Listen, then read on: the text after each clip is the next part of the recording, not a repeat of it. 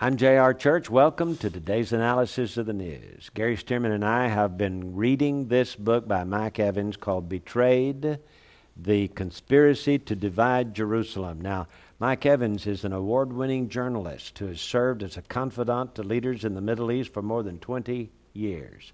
He knows what's going on. He says Jerusalem is being betrayed. The clock is approaching the midnight hour. Already, he says, the prophetic countdown has begun. The fuse is lit, the missiles are aimed, the terror cells are in place, and the world's moving closer to 0 hour.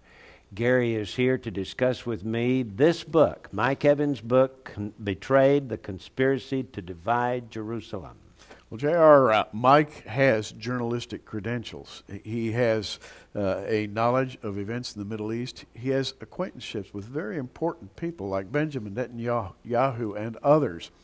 And he has managed to be in the vicinity of a number of very, very important events, including the 2007 Annapolis Summit. And he writes in his book, "The room in which I sat at the Annapolis Summit was so filled with hatred for the Jews, it was almost unbearable." He goes on to describe the atmosphere, and the way he describes it has an immediacy and emotionality about it. You really need to read this book because it's full of very valuable current information. In fact, he tells us why our currency is being devalued and why our economy is being destroyed. It's all an effort to divide Jerusalem and establish world government. Please understand, Psalm 2 says that the kings of the earth will get together and said, let's cast off their cords from us. Let's divide Jerusalem. Why? Because Jerusalem is supposed to be the capital of the world in the seventh millennium. And so what do they want to do? They want to divide and conquer. They want to keep it a little backwater community. They don't want it to be the number one city in the world. They don't want it to be the city of the King of Kings. Well, J.R., Mike was there at the Annapolis Summit, and he paraphrases some things stated by former U.S. Deputy Secretary of State and Treasury Stuart Eizenstat. Eizenstat said that there are going to be 5 events that will shape Israel's future, and the number one point really has currency. And I quote, "A shift in the world's economic and political power, as the United States would soon no longer be the lone superpower."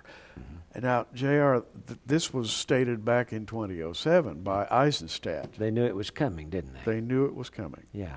And this weekend has been the big G20 meeting. In fact, they're still meeting. And their plan in Washington, D.C. is to establish a world currency. They don't want the U.S. dollar anymore. In fact, our own politicians don't want the U.S. dollar to be the world's leading currency anymore.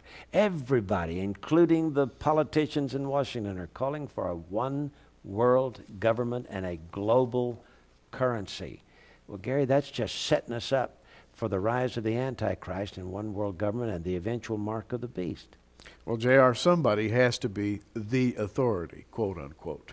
Yeah. It's up for grabs right now, but there is a man out there who is angling for power, and Mike Evans really goes a long way toward explaining how it's being shaped up. He certainly does. I hope you'll get this book. It's available here on our website. It's called Betrayed, The Conspiracy to Divide Jerusalem by award-winning journalist Mike Evans. Get it, will you?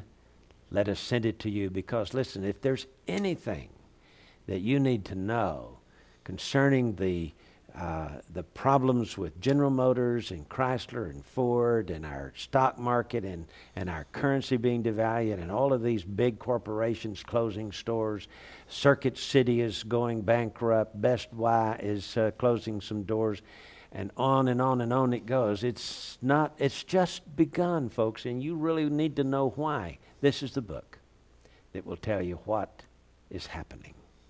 Get it today, will you? This is J.R. Church. See you again tomorrow with our analysis of the news.